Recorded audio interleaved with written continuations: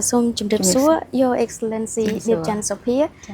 Today, Cambodia it's the second time for Cambodia to host the ASEAN Cooperation on Civil Service matters, and the liaison officers are having a crucial role in organizing and ensuring that the meetings and the related meetings are going smoothly. So for now, what kind of preparations that the LO group having in hand right now?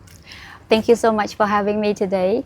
So as liaison officer, our preparations begins well before the meeting start, and we start to familiarize ourselves with I would like to call it ACCSM in shortcut, ACCSM and ACCSM +3 meetings, agendas, protocol, and venue arrangement, and also as well also the profiles of the delegates that we will be supporting. And in terms of preparations before the meeting, our LOs also have been trained by the official of the Ministry of International Affairs and Foreign Affairs and International Cooperation on the protocol and high-ranking, the hospitality for high-ranking delegations. And we also coordinate closely with the organizing committee to ensure that the logistics, transportation, accommodations, and communication are all well organized. So one of the main function of the liaison officer is to serve as the focal point of contact between delegates and the organizing committee and related all relevant subcommittees. So we facilitate communications between delegates and the organizing team. We provide timely information, so as well as assist delegates in logistical arrangement and have ensured that the meeting, as you mentioned earlier, the meeting goes smoothly. Last but not least, the most important role of liaison officer is to allow delegates to focus on the discussion and the objective of the meetings while we take care of the coordination and support. So why is it important to have this inner working like cooperation for hosting the regional meeting, and are there any challenges that the LO team have faced so far?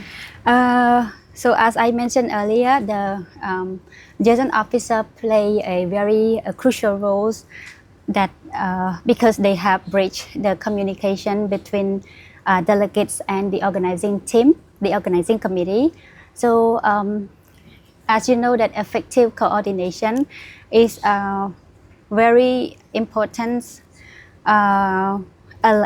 because it allows the meeting to proceed according to the schedules and ensure that all the issues of the delegates are addressed properly and in a timely manner. So it is also important that to know that behind every successful meeting, there's a team that there's a team working together to provide seamless support to one another. And talking about the challenges for liaison officers, I can say that one of the biggest challenges for us is to respond quickly to the unexpected situations, such as the last-minute changes of schedule, the transportation adjustments, or the urgent requests from delegates. So to address this matter effectively, our LOs has to remain calm, flexible, and solution-oriented while maintaining their professionalism. So far, Cambodia has been hosting a lot of different kinds of events, but when it comes to the CCSM, are there any specific requirements for the LO team? Most of our LOs are selected from the official from the Ministry of Civil Service, and they so far they have been working closely with the civil service matter already. And in addition to their understanding in this sector, our LOs are also expected to demonstrate their English proficiency, good communication skills, also professionalism, of course, and also a strong understanding of official protocol. And since we will be working closely with international delegates, so a good communication skill is a must. So in short, LO should always represent the host country positively by being courteous, reliable, and responsive while ensuring delegates receive consistent and professional support. So as you said earlier that in the team there are over 30 people in the LO team, and I believe that there are kind of a division like seniors and juniors, someone who has experience and some other who have not much experience in organizing the organization. But for the juniors, for the younger people, how does being in the team help them get used to the work environment, especially for doing the regional cooperation like this?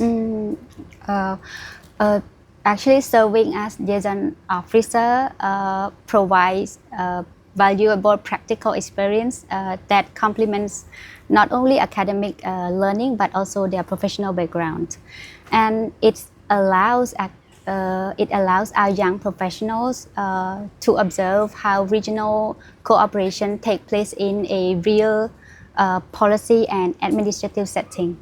And so serving as liaison officer will help them gain the first-hand experience in international communication, event coordination, teamwork, and also problem-solving skill. And problem-solving skill is very important for everyone, especially for our LOs. So more importantly, it also offers them opportunity to interact with high-ranking government officials from ASEAN member states and also partner countries, including China, Korea, and Japan.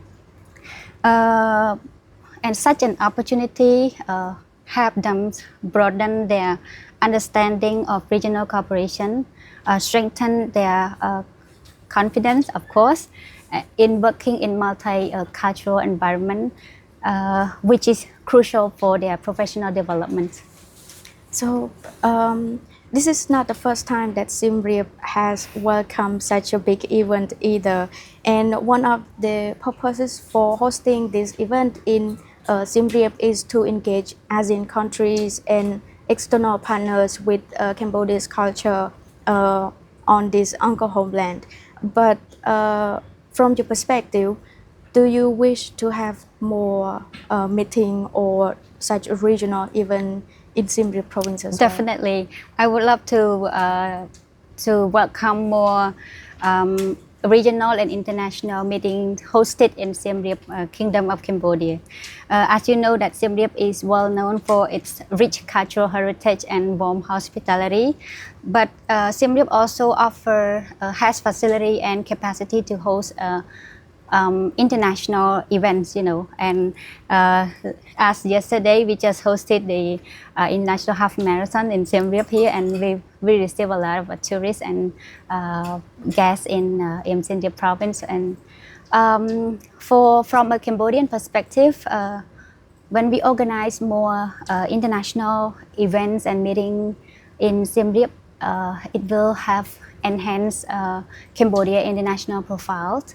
And also promote tourism and especially local business, and which is very, very important.